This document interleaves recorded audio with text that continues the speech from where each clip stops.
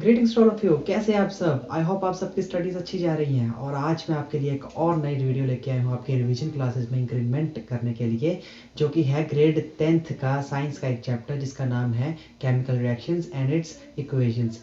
ये चैप्टर जो है ये केमिस्ट्री पे बेस्ड है, मतलब केमिकल्स के साथ खेलेंगे हम इस चैप्टर में। तो चलिए शुरू करते हैं। केमिकल रिएक्शंस एंड इक्वेशंस, जैसा कि आपको टाइटल ऑफ द चैप्टर से पता चल रहा है कि ये सारी चीज़ें केमिकल रिएक्शंस पे होने वाली है। मतलब हम दो केमिकल्स को रिएक्ट करने वाले हैं और इक्वेशंस, उनकी इक्वेशंस लिखने वाले हैं। तो काफ़ी कुछ सही निकल आता है, काफ़ी कुछ जो है हम एक्सट्रैक्ट कर पाएंगे इस टाइटल से ही। बट हम देखें अगर केमिकल रिएक्शंस, तो केमिकल रिएक्शंस क्या होती हैं। केमिकल रिएक्शंस वो रिएक्शंस हैं जिसमें कुछ सबस्टेंस जो हैं वो कुछ परमानेंट चेंज में चले जाएंगे। When substance undergo a permanent change and एक नया सबस्टेंस बना है to form a new substance, इस पूरे प्रोसेस को केमिकल रिएक्शन कहते हैं। अब आप सोचोगे सर केमिकल रिएक्शंस के बारे में आपने थोड़ा बहुत तो समझा दिया, बट ये केमिकल रिएक्शंस एक्चुअली होती कहाँ पे हैं। आप घिरे हुए हैं केमिकल रिएक्शन से। आपके फूड से लेके आपके पेन, मार्क, आपके मोबाइल, सारी चीज़ें जो है केमिकल रिएक्शन के साथ जो है वो इंटरलिंक्ड हैं। कैसे? आप फूड को इनहेल करते हो तो वो डाइजेस्ट होता है, और digestion is also a form of chemical reaction. दूध से पनीर बनना is also a form of chemical reaction. देखिए, आप डेली टू डेली लाइफ में इतनी ज़्यादा केमिकल रिएक्शंस के साथ खेलते हैं कि आप खुद भी नहीं सोच पाते। Even the fermentation of those sausage जो आपको टेस्टी लजीज आपके खाने को बनाती है, वो जो है वो केमिकल रिएक्शंस ही तो हैं। अब ये प्रोसेसेस जो हैं ये हमारे आसपास तो हैं, बट इनके कुछ प्रॉपर्टीज़ तो होंगी ना, इनके कुछ करेक्टरिस्टिक्स तो होंगे ना। तो जानते हैं कि क्या चीज़ें हैं ऐसी जो कि केमिकल रिएक्शंस को बाकी चीज़ों से अलग करती हैं। चलिए देखते हैं। बात तो फर्स्ट ऑफ ऑल आपको ये तो क्लियर है कि केमिकल रिएक्शंस क्या होती हैं।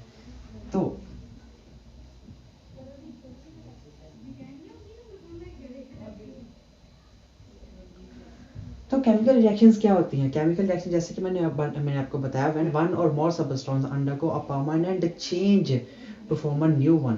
लाइक तो जो है पनीर में चेंज करने के लिए क्या करते हो आप, किसी सिट्रिक चीज़ को, किसी खट्टी चीज़ को आप ऊपर उसके डाल देते हो, और वो क्या होता है उसका जो है उसके फॉर्म जो है वो चेंज होने लगते हैं, लिक्विड टू सॉलिड फॉर्म में आने लगता है। तो वो जो चीज़ें हैं वो कैसे पता चलेगा कि ये केमिकल रिएक्शन ही हो रहा है।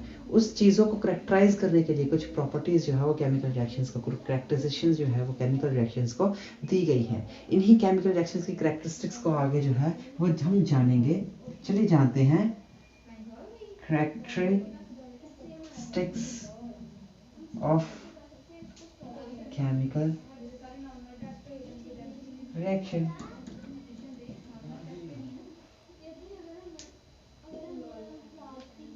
तो क्या है ये करेक्टरिस्टिक्स ऑफ केमिकल रिएक्शन। हम जब देखते हैं कई बार केमिकल रिएक्शंस को, तो हमें क्या दिखता है, हमें दिखता है कि इनमें कुछ कलर चेंज हो गया है। मैं कोई छोटी सी एग्जांपल दूंगा।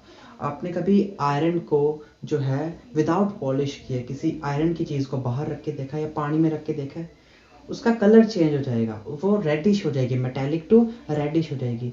तो करेक्टरिस्टिक ऑफ केमिकल रिएक्शंस में हम क्या देखेंगे कि इसकी करेक्टरिस्टिक ये भी है कि हम चीज़ों का कलर चेंज होता हुआ देखते हैं। तो हम इसे कह सकते हैं इनमें कुछ केमिकल रिएक्शन शायद हो रही होगी। उसके बाद क्या है, फर्स्ट पॉइंट इज कि हमें कलर चेंज होता दिखेगा। सेकंड पॉइंट इज हमें क्या दिखेगा, हमें दिखेगा फिजिकल चेंज उस लिक्विड को। जब जैसे दूध से पनीर बन गया, उस लिक्विड फॉर्म से सॉलिड फॉर्म में कन्वर्जन हुई, तो फिजिकल स्टेट भी तो चेंज हो रही है ना। Solid, liquid, gas are the three physical states of a matter. तो लिक्विड से सॉलिड बनने की जो प्रोसेस है, जो चेंज है, वो भी तो इसी के अंदर आएगी ना। तो ये भी एक characteristic of a chemical reaction मानी जाती है। उसके बाद है कि केमिकल रिएक्शन जो है वो अंडरगो करती है परमानेंट चेंज में। जब एक सबस्टेंस, फॉर एग्जांपल जब आप लेते हो कोई एक सबस्टेंस लोगे, अगर वो परमानेंट चेंज हो गया किसी और चीज़ बना रहा है, फॉर एग्जांपल अगर आप दूध से पनीर की एग्जांपल दोबारा से ले लें, दूध से पनीर बन रहा है, तो वो परमानेंट चेंज है ना, मतलब वापस पनीर से दूध बनाना थोड़ा सा मुश्किल हो जाएगा। तो इसी चीज़ को देखते हुए हम थर्ड पॉइंट ये लेंगे कि वो परमानेंट चेंज में अंडरगो होगा, जिसे रिवर्स करना बहुत ज़्यादा मुश्किल है। And the last point for the characteristics of chemical reaction is कि आप जब किसी केमिकल रिएक्शन को परफॉर्म करोगे, तो उसमें एनर्जी या तो रिलीज होगी और या तो एब्जॉर्ब होगी। तो एनर्जी जब रिलीज होगी किसी केमिकल रिएक्शन में तो उसे हम कहेंगे exothermic reaction. Exothermic reaction. So those processes in which the heat or energy emits are known as exothermic reaction. And then there are some reactions in which the energy is absorbed. Those reactions are known as endothermic. So similarly, endothermic reactions.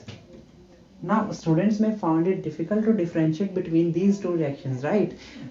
Like the names are similar as well. So exothermic reaction and endothermic reaction are quite similar sound like. So my trick is I usually relate exit with exo, right? When I used to study in 10th class, I used to make the connection between the words and the processes. So exothermic, the trick was to relate it with the exit. So exo means exit. That way we can differentiate between these two reactions, right? So exothermic reactions are those reactions in which the energy और heat जो है वो निकल रही है बाहर, वो जो है emit हो रही है। और endothermic reactions वो reactions है जिनमें absorb की जा रही है during the reaction, right? इसमें एक एग्जांपल है, अगर आपने कभी आई डोंट नो, क्योंकि कोरोना का फेज चल रहा है तो आपको प्रैक्टिकल जो है वो कराए भी नहीं जा रहे, बट अगर आपको प्रैक्टिकल करवाया जाता है इस चीज़ का तो मैं आपको समझा पाता कि जब एसिड और वाटर को हम मिक्स आउट करते हैं ना तो उन चीज़ों में क्या होता है, वो गर्म हो, बीकर जो है वो गर्म होने लगता है। तो वही गर्म चीज़ क्या होगी, मतलब हीट रिलीज हुई है, तो क्या होगा, एक्सोथर्मिक रिएक्शन। इसी तरह से एक एक्सोथर्मिक रिएक्शन की और आपको एग्जांपल दूंगा। आपने वो देखा, फायरफ्लाइज देखी आपने, जुगनू जिसे कहते हैं हम अपने हिंदी या फिर पंजाबी में जुगनू कहते हैं उसे। तो उन जुगनू में क्या होता है, उन फायरफ्लाइज में क्या होता है, एक जो केमिकल रिएक्शन होती है उससे क्या होता है, उसमें लाइट एमिट होती है। Light is also a form of energy. तो यही लाइट जो है ये मैं बताया कि एक्सोथर्मिक रिएक्शन है, right? Now there are some ways to express those reactions into words or into symbols. So हमारा next topic जो होगा वो होगा कि हम इन चीज़ों को, इन reactions को कैसे लिख पाएंगे। तो to writing those जो है chemical reactions, so chemical reactions को write करना है हमें, so उस चीज़ को हम क्या कहते हैं, chemical equations. So there are two ways to express the chemical reactions. First is by words. By words कह लीजिए आप, by words, and the second one is by symbols. Now both are very reliable, जो तरीके हैं काफ़ी reliable हैं दोनों। But by words जब हम बात करते हैं तो हम बात करते हैं जस्ट वर्ड्स की, जैसा कि मैं आपको यहाँ पे दिखा पा रहा हूँ कि जस्ट वर्ड्स जो है, जैसे कि मैग्नीशियम ऑक्साइड बनाने के लिए मैग्नीशियम और ऑक्सीजन का यूज़ होता है।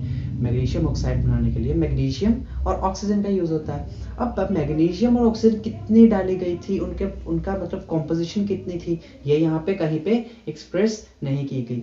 अब यहाँ पे देखिए बाय सिंबल्स। बाय सिंबल्स में क्या होता है, हम पीरियोडिक टेबल में से उस एलिमेंट के सिंबल्स को लेते हैं और प्रॉपर फॉर्म बता पाते हैं कि कैसे वो रिएक्शंस जो है वो अंडरगो कर रही हैं।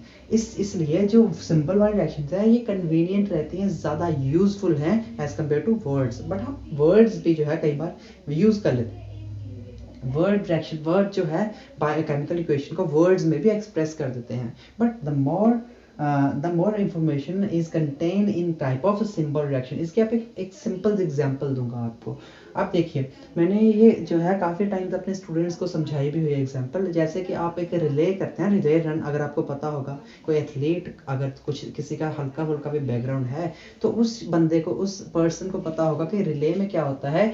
4 जो है स्टूडेंट जो है वो एक ट्रैक के 4 कोनों पे खड़े रहते हैं। हर 100 मीटर पे जो है वो 4 कोनों पे खड़े रहते हैं और एक जो स्टूडेंट है, जब समझ लीजिए एक स्टूडेंट या फिर एक कोई पर्सन जो है अगर रन करेगा यहाँ से 100 मीटर, तो नेक्स्ट पर्सन उसकी वेट कर रहा होता है कि वो कब आके मुझे अपना वो जो है एक बार या फिर एक जो है वो स्टिक होती है वो पकड़ाएगा, जबकि जब वो पकड़ाता है तभी वो सेकंड पर्सन जो है वो अपना रन जो है स्टार्ट कर देता है और वो नेक्स्ट पर्सन को पकड़ाता है। ऐसे चलते चलते एक सीरीज जो है वो बन जाती है और लास्ट में जो है रेस खत्म होती है। तो इसको एक्सप्रेस करने के लिए अगर आप वर्ड्स में एक्सप्रेस करोगे तो आप कहोगे ना, हर 100 मीटर पे एक जो है हमारा पार्टिसिपेंट, हमारा जो है एक टीममेट खड़ा हुआ है जो कि हमारी स्टिक को पकड़ाने की वेट कर रहा है।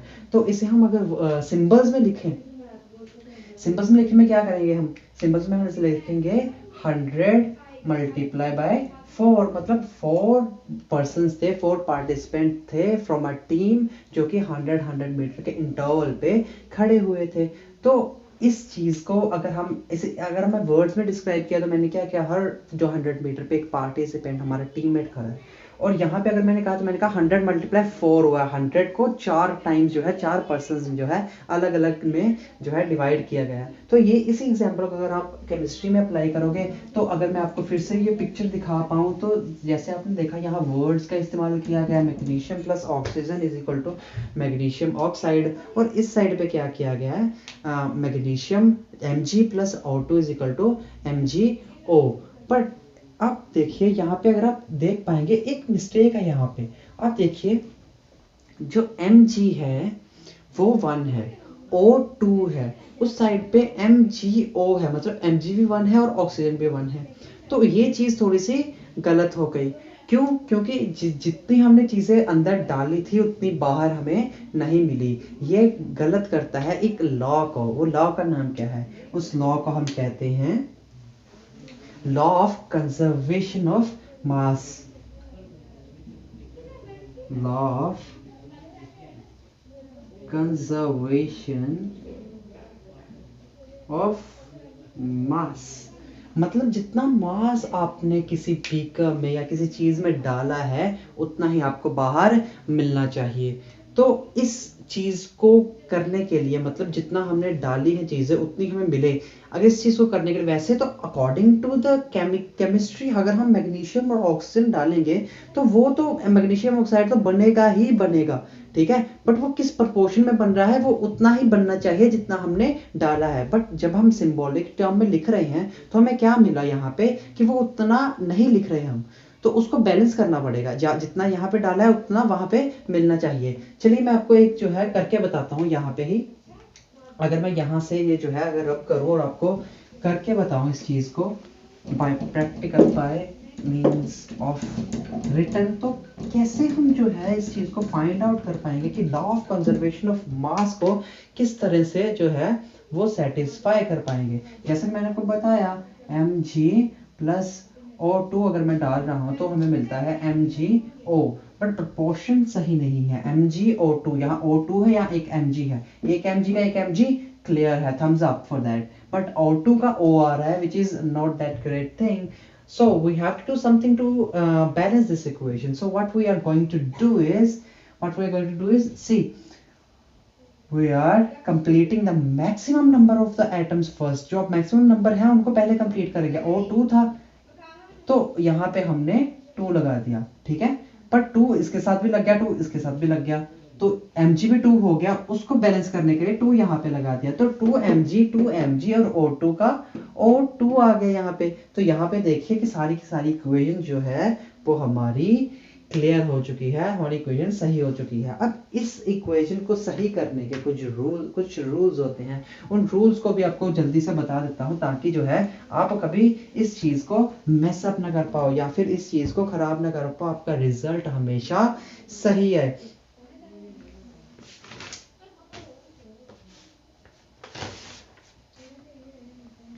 So there are some major steps to like balance these equations. So वो major steps क्या है, चलिए जल्दी से देख लेते हैं। सबसे पहले है list the number of the molecules of all the element and present the reaction.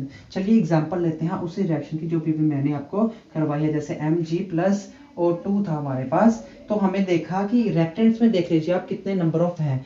Mg कितना है, number of Mg is equal to 1 and number of oxygen number of oxygen is equal to 2, right, number of oxygen is equal to 2।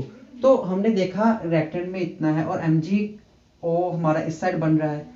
तो यहाँ पे क्या ये है ये reactants का हो गया और मैंने यहाँ पे प्रोडक्ट्स का लिख देना है, मतलब Mg कितना है हमारे पास 1 और O कितना है हमारे पास is also 1, which is not a good thing.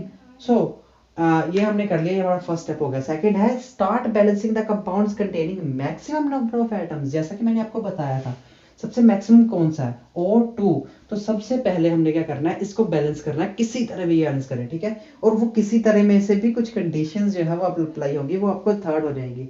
वहाँ अगली क्वेश्चन में आएगा आफ्टर बैलेंसिंग द इक्वेशन, उसमें आएगा एक और है चीज कि जब हम बैलेंस करते हैं ना किसी चीज को, ये रूल है, जब हम बैलेंस करते हैं ना किसी चीज को, जैसे O2 को यहाँ पे बैलेंस करना है हमने, तो इसके फॉर्मूला को चेंज नहीं कर सकते आप, इसके फॉर्मूला को चेंज कर सकते, MgO का MgO ही रहेगा, किसी के साथ अकेले के साथ 2 नहीं लगा सकते, हमें इस होल चीज को ही जो है बढ़ाना या घटाना पड़ेगा। अगर हम इस रिएक्शन में, जैसे रिटर्न रिएक्शन है, वैसे तो कंपाउंड वाले रिएक्शन में जो है ऑलरेडी वो वैसा ही बनेगा, बट अगर हमें दर्शाना हो, अगर हमें बताना हो, उसको एग्जैक्टली फॉर्म में, एग्जैक्ट प्रोपोर्शन में बताना हो, तो हमें क्या करना है, इसके इंडिविजुअली चेंज नहीं करना, मतलब Mg2 नहीं लगा सकते हम, या O2 का O3 नहीं कर सकते हम, या O1 नहीं कर सकते हम, मॉलिक्यूल O2 ही रहेगा। अगर आपको सिर्फ क्या करना है, इसको कितनी बार डाला है आपने वो आप डिसाइड करना करोगे अब, ठीक है।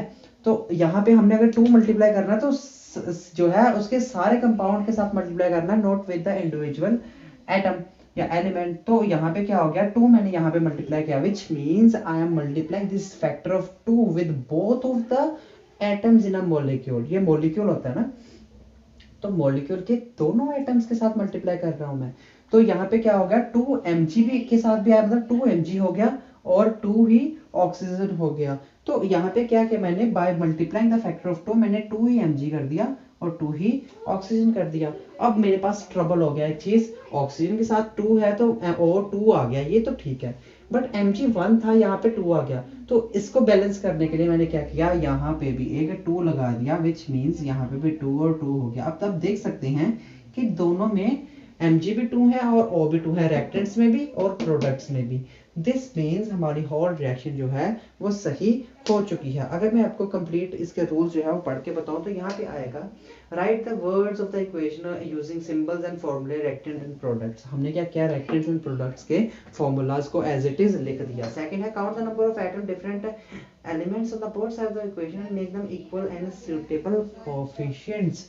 अब हमने क्या क्या कोएफिशिएंट जो है उसको वो होते हैं जो उसके सामने वाले टर्म्स होते हैं, तो क्या करना है, हमने काउंट करने हैं, उसके बाद मल्टीप्लाई करने हैं सब कोएफिशिएंट्स की, मतलब उसके लिस्ट कर देने हैं कोएफिशिएंट की किसके कितने जो है वो आए। जैसे Mg का 1 था, O2 का 2 था, Mg का 1, O का 1, ये रिएक्टेंट का, ये प्रोडक्ट का, तो हमने किया वैसा ही। सेकंड है balance the atom of the elements which maximise the number first using the suitable coefficient. हमने क्या किया, मैक्सिमम नंबर देखा, उसके बाद O2 देखा, O2 को बैलेंस करने के लिए हमने यहाँ पे O2 का कोएफिशिएंट लगा दिया जो इसके साथ भी लग गया, विच मीन्स हमने Mg को कैंसिल, मतलब Mg को अनबैलेंस कर दिया इन द सेक ऑफ कि हमें ऑक्सीजन जो है वो बैलेंस्ड चाहिए था, जिसकी वजह से क्या हुआ, Mg जो है वो रिएक्टेंट और प्रोडक्ट का अनबैलेंस जो है वो हो गया। अब क्या करना है, then pick the second element to balance the partially balanced equation, similar pick the third and fourth so on.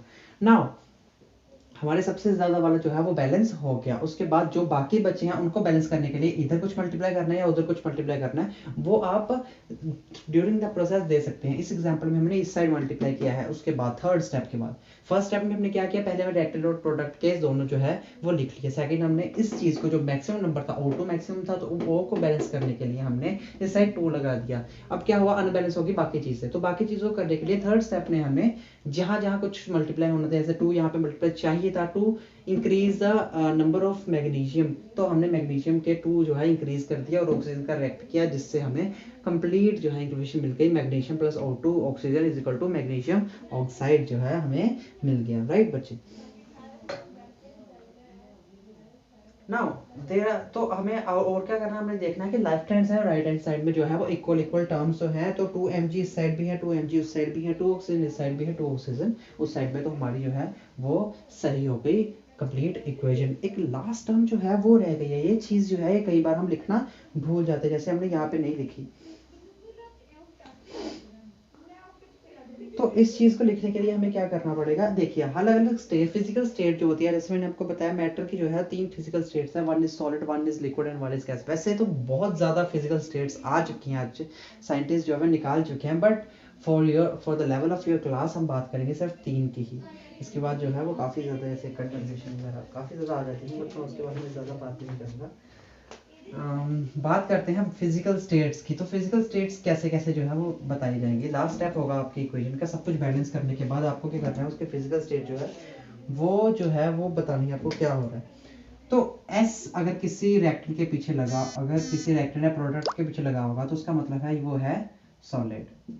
अगर वो है लिक्विड तो उसके पीछे एक्वस लगा होगा, एक्वस लिक्विड, एंड गैस के लिए G लगा होगा।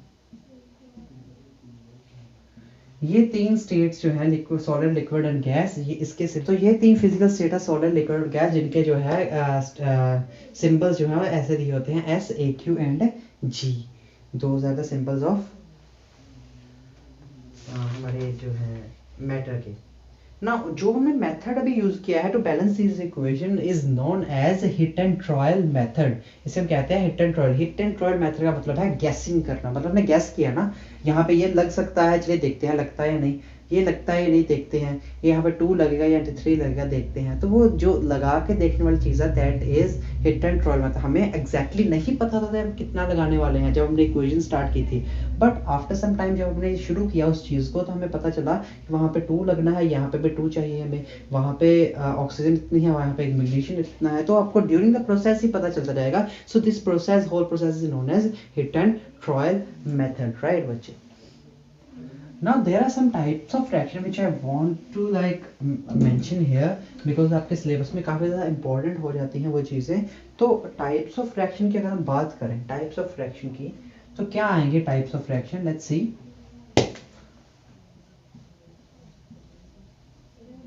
types of chemical reactions, right। तो टाइप्स ऑफ केमिकल रिएक्शन को अगर हम जो है अगर हम देखें क्या क्या टाइप्स हैं फिर केमिकल रिएक्शन के, तो सबसे पहले टाइप जो है वो है combination reaction. Number 1 is combination reaction. So what is a combination reaction? By the title, by the name, we can say that there are some so by the title, by the name, we can suggest that there are some things which are combining. So those combination, those combining those elements, जब वो elements combine हो गए तो क्या होगा, उस process को क्या कहेंगे हम अगर हम जनरल टर्म्स में लिखे इसे तो कह सकते हैं A plus B is equal to AB।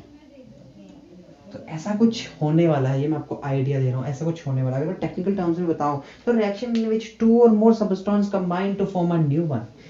2 substance, 2 और मोर भी हो सकता है, प्लस सी भी आ सकता है, ABC हो जाएगा वहाँ पे। ये जस्ट जनरल रिएक्शन है, इसको सीरियस ना लीजिएगा। इसके बाद मैं आपको थोड़ी सी रिएक्शन जो है वो एक्चुअल रिएक्शंस के जो है फॉर्मूला सिंबलिक टर्म्स जो मैं लिखाने वाला हूँ थोड़ी देर में। तो आप फिलहाल ये देखिए। So the reactions definition, by the definition है the reactions which involve 2 or more substances which combine to form a new one is known as combination reactions। So combination reaction जो है those are mostly exothermic reactions, right। Combination reaction जो है वो जो है mostly जो है exothermic इन nature होती हैं। Let me give you some examples of exothermic reaction. जब आप सिंगल सिंगल एटम की बात करते हैं, कई बार सिंगल सिंगल एलिमेंट की तो बात करते हैं, चलिए देखते हैं। जब हम nitrogen and 3 molecules of H2 मतलब हाइड्रोजन को अगर हम जोड़ेंगे तो हमें क्या मिलेगा, ammonia, NH3 with 2 molecules of NH3, that's ammonia, that's nitrogen molecule and that is hydrogen molecule। So one nitrogen molecule plus 3 hydrogen molecule ने हमें क्या दिया, 2 molecules of ammonia, right। तो अगर हम इसी हिसाब से अगर हम एक और एग्जांपल है छोटी सी देख लीजिए आप। अगर हम H2 plus Cl2, ये सारी चीज़ें गैसेस स्टेट में है, तो इसके आगे क्या, जैसे यहाँ पे गैसेस स्टेट है जहाँ पे इसके आगे जो है मैं G लिख दूंगा, इसके आगे जो है मैं G लिख दूंगा और इसके आगे जो है मैं लिख दूंगा G, और ये एक्सोथर्मिक है which means it release the heat, so यहाँ मैं हीट लिख दूंगा। उसी हिसाब से अगर मैं आगे चलूँ, आगे देखते हैं क्या होने वाला है। ये वाली एग्जांपल जो मैं दिखाने वाला था आपको, इसमें भी जो हाइड्रोजन यूज हुआ है विच H2 मॉलिक्यूल यूज हुआ है which is also in the form of gaseous state, then chlorine gas use हुई है which is also in the form of gaseous state, तो गैस और गैसियस स्टेट में ही होगी। तो क्या मिलेगा हमें, to form of HCl which is also a gas and is exothermic reaction. So combination reactions जो है वो मोस्टली जो है वो एक्सोथर्मिक इन नेचर होती हैं। इसके अलावा जो है अगर आपको बताना चाहूँ मैं, तो कुछ ऐसी रिएक्शंस भी हैं जिसमें जो है हायर टर्म्स जो एक जैसे इसमें यहाँ पे बताया कि नाइट्रोजन एक था, हाइड्रोजन था, मतलब नाइट्रोजन का मॉलिक्यूल था, जो एक कॉम्प्लेक्स मॉलिक्यूल्स जो है उनमें भी जो है रिएक्शन जो है वो पॉसिबल हैं। For example there are some reactions which are important as well, तो मैं आपको वो करवाने वाला हूँ अभी। जैसे कि यहाँ पे है अमोनिया और हाइड्रोक्लोरिक एसिड की जो मैं देख पा रहा हूँ, ammonia which is NH3 which is also in a gaseous state, and then there is HCl gas which is known as hydrochloric gas. So this is ammonia gas and this is hydrochloric gas, that's an acid, so hydrochloric acid कह देते हैं इसे। तो ammonium chloride जो है हमें मिल रहा है, देखिए यहाँ पे, which is also a gas।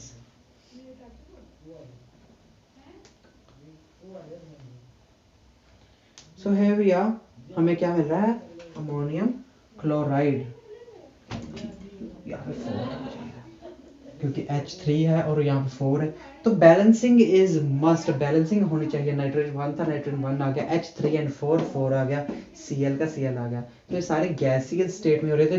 G लगा दिया मैंने नाल, अगर इसमें कोई लिक्विड होता तो मैं एक्वस लगा देता उसके साथ, एक Q जो है एक Q के साथ उसे रिप्रेजेंट कर दिया जाता। तो ना नेक्स्ट क्या करेंगे हम, नेक्स्ट जो है उसमें हम देखेंगे अभी हो गया कॉम्बिनेशन रिएक्शन के बाद। कॉम्बिनेशन के बाद एक और जो है वो रिएक्शन है, उसका नाम है डीकम्पोजिशन रिएक्शन। अब देखिए नाम से ही सब कुछ पता चल जाता है, डीकम्पोजिशन रिएक्शन, डीकम्पोजिशन रिएक्शन। सो नाम से ही आपको जो है वो आइडिया हो गया होगा कि मैं किस चीज की बात करने वाला हूँ। सो पहले हमने क्या था, A + B = AB। नाउ इस चीज में क्या होगा, AB = A + B। ये बिल्कुल ऑपोजिट है कॉम्बिनेशन रिएक्शन से। इसमें क्या होगा, हीट गिवन करनी पड़ेगी, हीट हमें देनी पड़ेगी, क्योंकि ये रिएक्शन अब्सॉर्ब करेगी हीट, ये रिएक्शन अपने अंदर ले लेगी हीट को, क्योंकि वो जो चीज़ है उसे तोड़ने के लिए हमें थोड़ी हीट चाहिए होगी, ए बी को अलग करने के लिए हमें थोड़ी एनर्जी चाहिए होगी, वो energy is form of heat जो हम उसे प्रोवाइड करेंगे, तो वो ए बी जो है वो टूट के A + B हो जाएगा। हम जोड़ना था तो हमने बाहर, अगर जोड़ना था तो क्या होता था, हीट रिलीज होती थी, तोड़ना है तो हमें हीट देनी पड़ेगी। मतलब जब ये टूटेंगे तो बाहर से चीज़ें, मतलब बाहर जो बीकर है अगर उससे हाथ लगा तो वो ठंडा होगा, उसमें क्या होता था, हीट रिलीज होती थी, इसमें हीट एब्जॉर्ब होगी, अंदर लेगा हीट को। कुछ एग्जांपल्स देखते हैं, कुछ एग्जांपल में जैसे यहाँ पे decomposition of potassium chloride, decomposition of limestone, decomposition of ammonium dichromate जो है, डाइक्लोरोमेट, वो कुछ रिएक्शंस ऐसे करके दी गई हैं, जिसमें सबसे पहले हम देखते हैं डिकम्पोजिशन लाइमस्टोन जो है वो सबसे जो इंटरेस्टिंग दिख रही है मुझे, लाइमस्टोन की डिकम्पोजिशन। लाइमस्टोन की अगर एग्जांपल है, limestone which is nothing but CaCO3।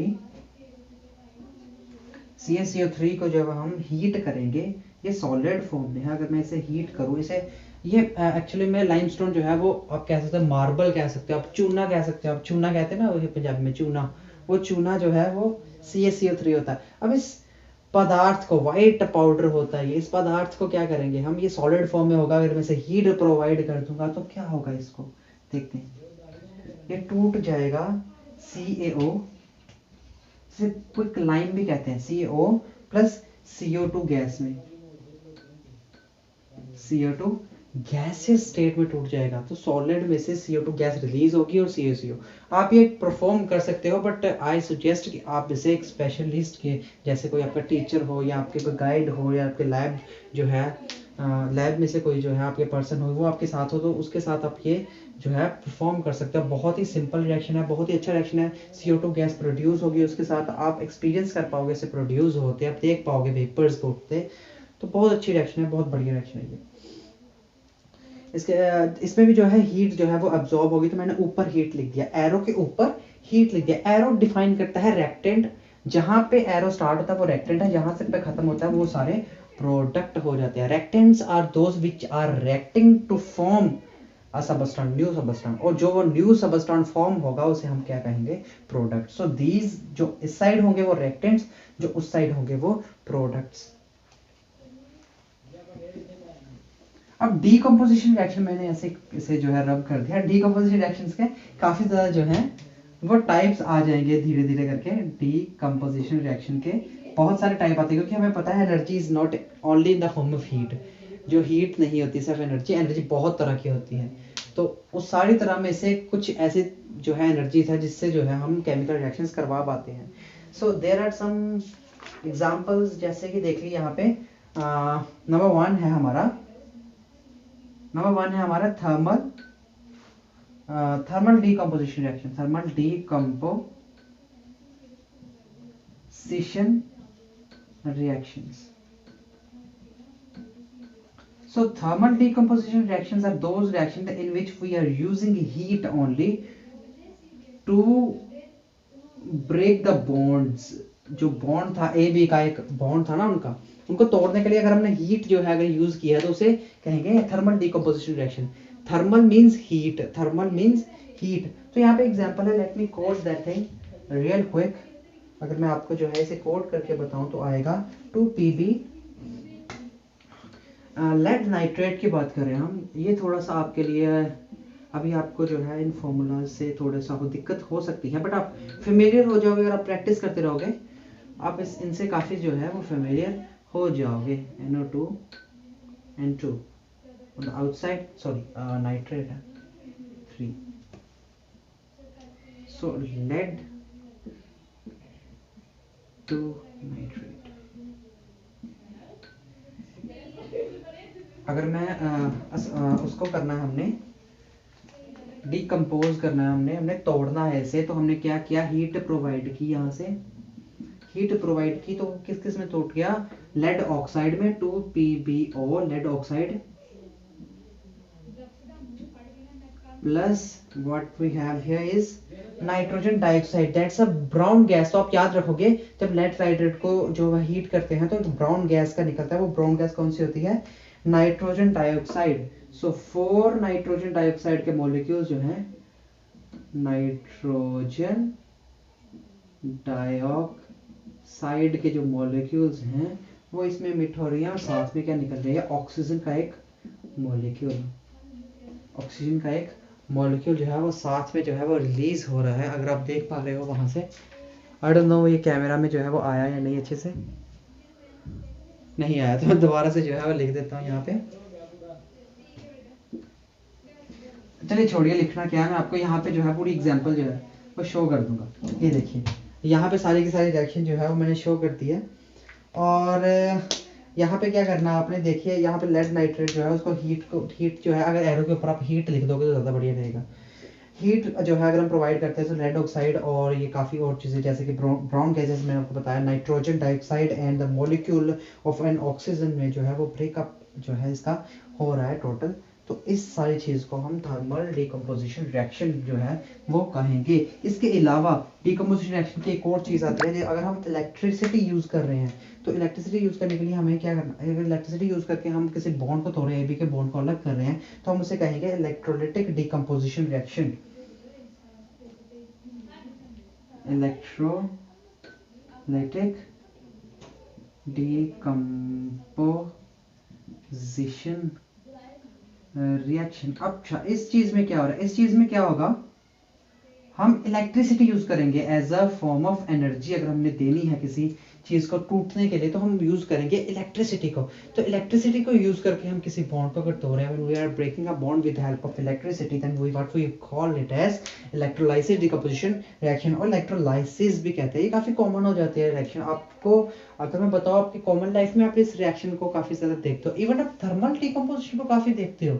अब देखिए, अगर आप किसी सनलाइट में अगर आप किसी केमिकल को छोड़ दोगे तो अगर वो जो है केमिकल चेंज हो जाएगा विद द सनलाइट, तो आप कहते हो ना उसे कि वो जो है जब हीट दो या फिर फॉर एग्जांपल हीट में काफी टूटता है। अच्छा, इलेक्ट्रिक छोड़िए सबको, इलेक्ट्रोलाइटिक डिकम्पोजिशन रिएक्शन की आपको एग्जांपल देता हूँ। इलेक्ट्रोलाइटिक डिकम्पोजिशन रिएक्शन, आपको एक सेल है, जो सेल में लेड का सेल होता है ना, तो वो सेल में भी जो है डिकम्पोजिशन हो रही है with the help of electric charge. तो इलेक्ट्रिक चार्ज के अराउंड अगर कोई रिएक्शन होगी, जैसे कि मैंने यहाँ पे आपको शो की है,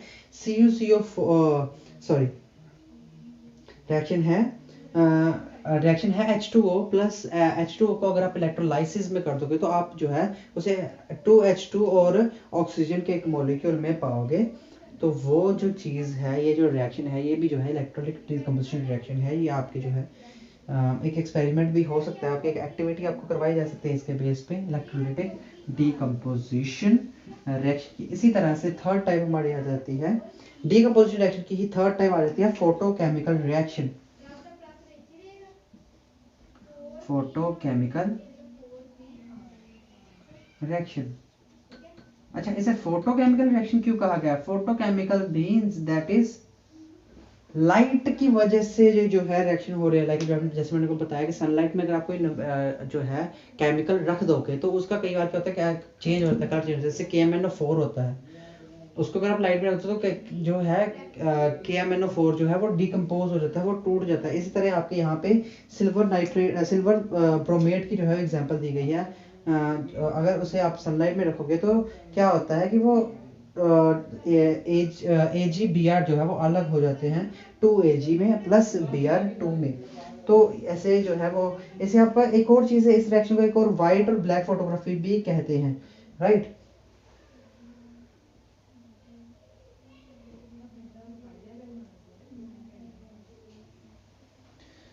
इस रिएक्शन में अगर आप देख पाओगे तो सामने जो है सनलाइट जो है वो प्रेजेंट दी गई है, सनलाइट को जो है वो मेंशन किया गया है, जिसका मतलब है सनलाइट में से हीट जो है या फिर सनलाइट में से जो है एनर्जी जो है वो रिएक्शन लेके टूट रही है, AgBr2 जो है वो अलग अलग हो रहे हैं। तो decomposition reaction is a very important reaction when it comes to our daily life also, क्योंकि हमारे सेल में हमारी जो है काफ़ी ज़्यादा फूड प्रोसेसिंग में इस चीज़ का काफ़ी इस्तेमाल जो है वो हमारी नेचर जो है वो करती है। Let's move to the displacement reaction. So displacement reaction क्या है? डिस्प्लेसमेंट रिएक्शन,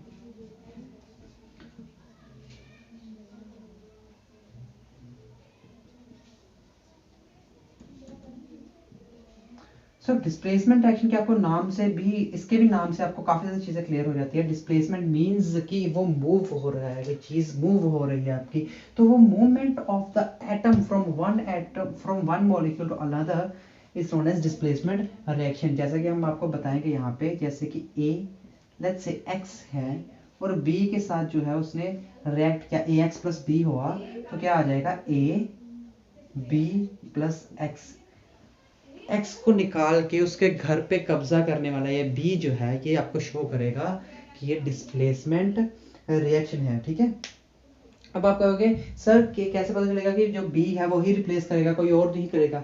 तो इसकी एक सीरीज आती है जिसे हम कहते हैं रिएक्टिविटी सीरीज। ये रिएक्टिविटी सीरीज आपको यहाँ पे जो है वो शो हो जाएगी इसी ऑर्डर में। सबसे ज्यादा जो ऊपर है, जैसे पोटाशियम सबसे ऊपर है, तो पोटाशियम इनमें से किसी को भी रिप्लेस कर सकता है, राइट। इनमें से किसी को भी जो है अपने घर से निकाल के इसके घर पे कब्जा कर सकता है, ठीक। उसके बाद जो है नीचे नीचे आते आते इसकी जो है कम होती जाती है रिएक्टिविटी। मैं आपको कुछ एग्जांपल्स जो है वो प्रोवाइड कराता हूँ यहाँ पे। लेट्स से एक दो एग्जांपल्स आपको दूंगा। Let's say Zn plus CuSO4, अगर मैं इसे करवाऊँ ऐसे तो क्या होगा, Zn जो है वो रिप्लेस कर देगा Cu को बेचारे को वो अलग कर देगा। तो देखिए जिंक जो है वो यहाँ पे कहीं था और उसके नीचे है Cu, ठीक है। तो जिंक ने Cu को अपने घर से बाहर निकाल के उसके घर पे कब्जा कर लिया। ये चीज जो है इसे कहते हैं हम डिस्प्लेसमेंट रिएक्शन। इसके साथ ही जो है एक और चीज आएगी, उसे हम कहेंगे डबल डिस्प्लेसमेंट रिएक्शन। अब इसके नाम से भी काफी कुछ क्लियर हो रहा है, double displacement, double displacement reaction. क्या है ये डबल डिस्प्लेसमेंट रिएक्शन? देखिए जनरल फॉर्मूला में अगर आपको बताना चाहूँ तो अगर ए बी कोई मॉलिक्यूल है और वो बी अगर वो सी डी के साथ अगर वो कंबाइन कर रहा है तो ए डिस्प्लेस हो जाएगा, उसके साथ क्या आ जाएगा डी, और बी के साथ या फिर सी के साथ क्या आ जाएगा बी। तो ए बी सी डी से ए डी सी बी जो है वो जो है अपने अपनी एक उन्होंने जो है अपना पार्टनर जो है वो एक्सचेंज किया उन्होंने अपना। तो इस अपना पार्टनर जो है उन्होंने एक्सचेंज किया, ए बी ने बी जो है वो सी को दे दिया और सी ने डी जो है वो ए के जो है वो रिप्लेस कर दिया। सो डिस्प्लेसमेंट दो चीज़ों की हुई, इसकी वजह से इसे डबल डिस्प्लेसमेंट रिएक्शन का नाम दिया जाता है। राइट बच्चे,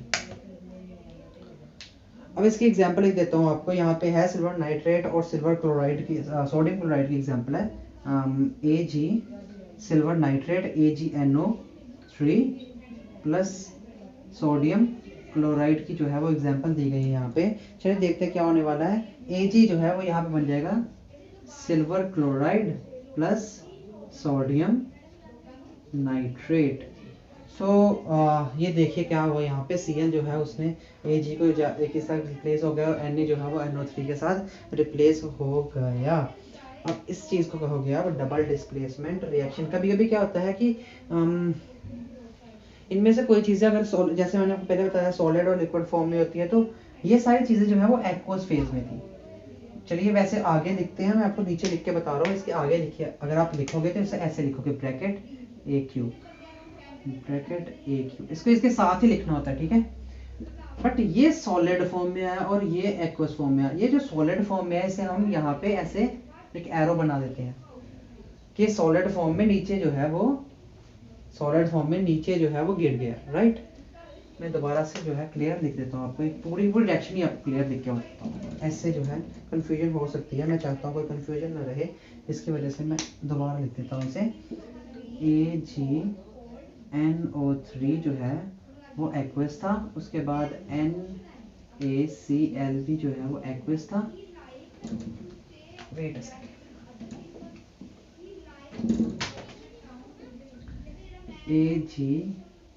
AgNO3 जो है वो भी एक्वस है, NaCl भी हमारा एक्वस है। वहां पे इस साइड बना AgCl एंड NaNO3, ये भी जो है एक्वस है और ये हमारा सॉलिड बना यहाँ पे। चलो देखते हैं क्या हो रहा है। ये हमारा एक्वस था। एक्वस मींस वाटर के बेस में, मतलब लिक्विड बेस में। ये सॉलिड बना और ये भी जो है एक्वस बना। इसको ऐसे जो है एरो लगा के नीचे शो कर देता था। अब ये क्या चीज़ है, ये एरो क्या चीज़ है? This arrow representing the solid form of the product, right? Solid form of the product, and is representing that the solid is collecting under the baker कह सकते हैं आप, अंडर द टेस्ट ट्यूब कह सकते हो, ये कलेक्ट हो रहा है उसके नीचे। तो ये collection of those particles, those crystals जो निकलेंगे उसे कहते हैं प्रेसिपिटेशन। सो प्रेसिपिटेशन, अगर आप किसी रिएक्शन में प्रेसिपिटेट बन रहे हैं तो उसे प्रेसिपिटेशन रिएक्शन कहा जाएगा। इस जैसे इस रिएक्शन में सॉलिड बन रहा है ना, नीचे दिखाया गया आपको, तो इस नीचे वाले एरो से आप शो हो रहा है कि प्रेसिपिटेट बने हैं यहाँ पे। तो इस पूरी रिएक्शन को प्रेसिपिटेशन रिएक्शन भी जो है वो कहा जाता है, प्रेसिपिटेशन रिएक्शन।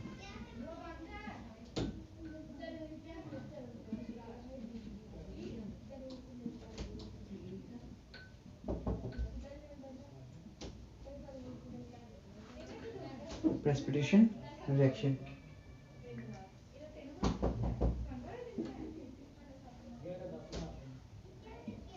अब ठीक है, एक आई जो है वो मिसिंग था, प्रेसिपिटेशन रिएक्शन।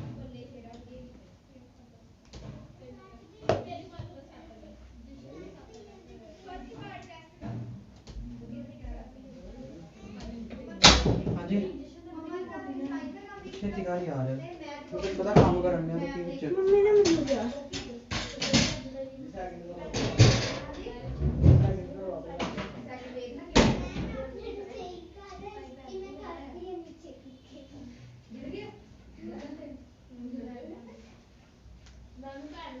हेलो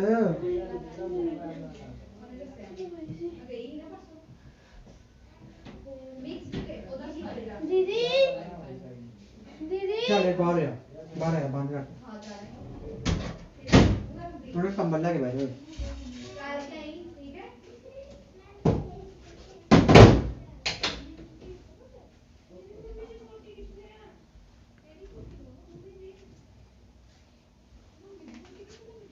चलिए बहुत बढ़िया। अगर आपको आप फॉलो कर रहे हैं एक चीज़ को, आप नोट्स बना सकते हैं इस चीज़ के।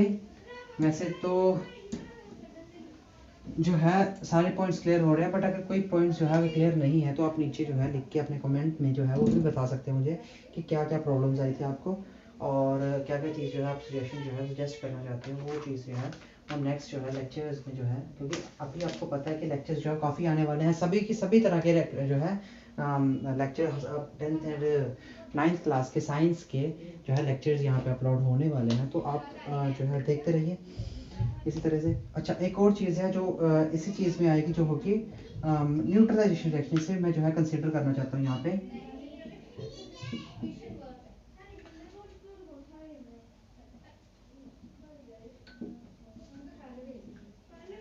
Neutralisation reaction, so what is neutralisation reaction, right?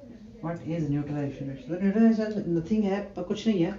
So neutralisation reaction is nothing but the combination of acid and base. अगर कोई एसिड जैसे फॉर एग्जांपल HCl, एक्वस जो है एक्वस मीन मतलब वो लिक्विड फॉर्म में है, तो NaOH जो है अगर वो भी एक्वस जो मैं अगर डालता हूँ यहाँ पे, तो यहाँ पे NaCl प्लस H2O जो है वो निकलता है, जो कि एक्वस एंड एक्वस स्टेट में ही रहेगा।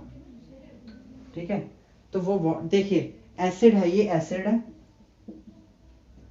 ये बेस है, ये हमारा कॉमन सॉल्ट है जिसे हम सोडियम क्लोराइड कहते हैं, और वो हमारा वाटर है। तो यहाँ पे क्या एसिड प्लस बेस हुआ, यहाँ पे फिर से डबल डिस्प्लेसमेंट रिएक्शन ही हो रही है।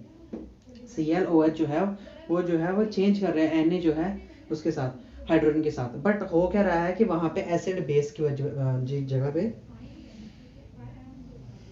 कॉमन सॉल्ट एंड वाटर जो है वो बन रहा है। ठीक है, तो इसे हम न्यूट्रलाइजेशन रिएक्शन कहेंगे। ये आपको एडिशन में समझा रहा हूँ, ये चीज़ें सब टॉपिक बन जाते हैं, कभी कभी पूछ लिए जाते हैं, तो इसलिए मैं चाहता हूँ कि कोई भी टॉपिक जो है वो मिस ना हो हमारा।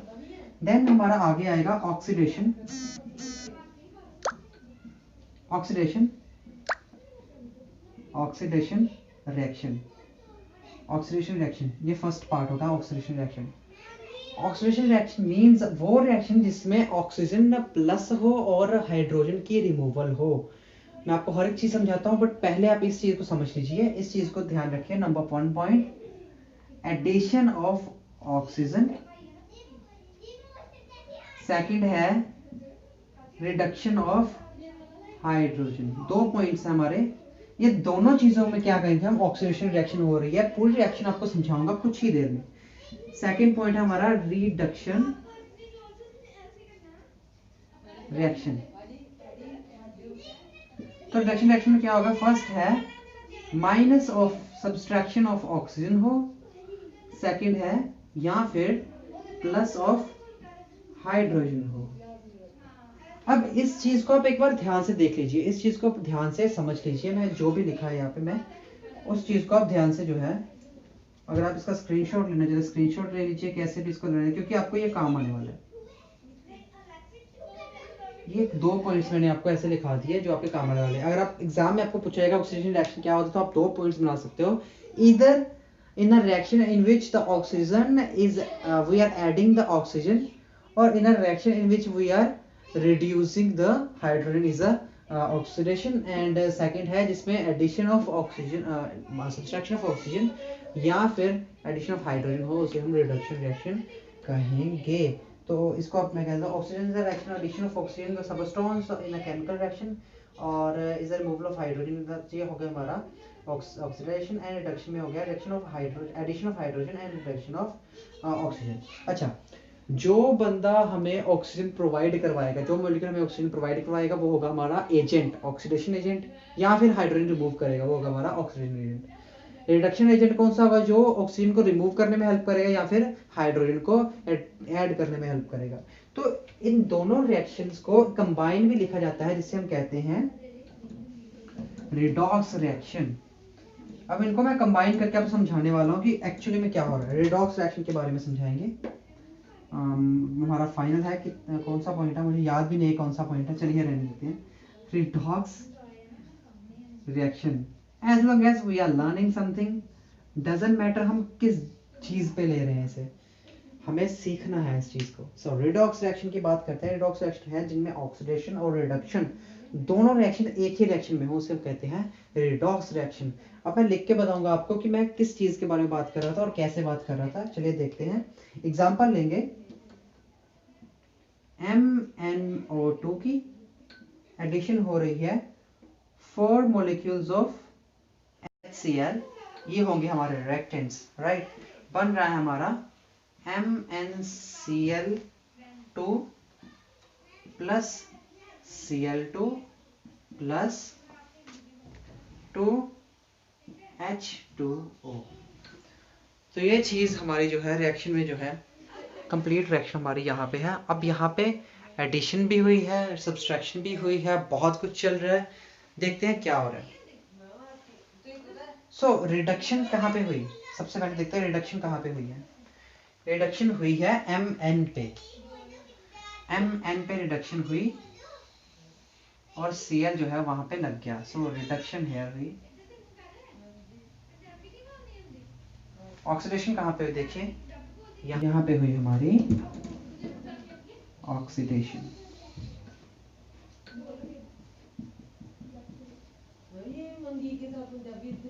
सो क्या हो रहा है यहाँ पे? ऑक्सीजन रिमूव हुई, राइट।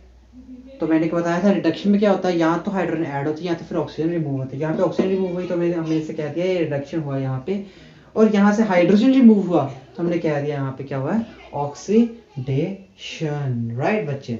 तो यही थे हमारे टाइप्स ऑफ रिएक्शन, एंड इसी के साथ जो है वो हमारे मेन टॉपिक्स जो हैं वो हमारे खत्म हो जाते हैं।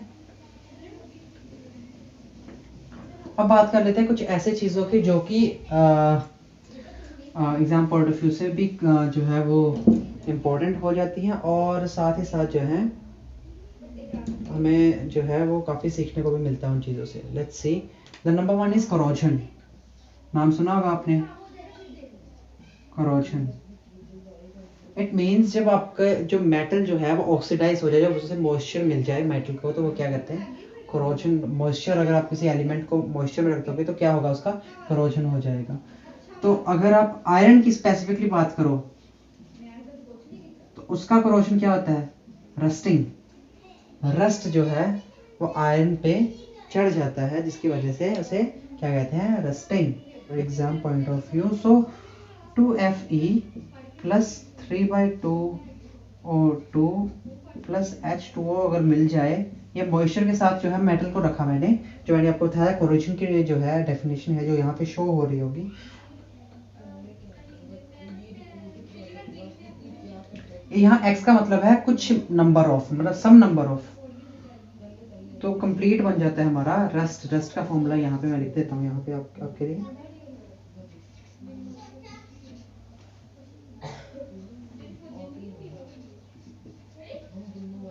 आई होप आपको जो है नजर आ रहा होगा। तो नेक्स्ट टर्म है रेंसिडिटी।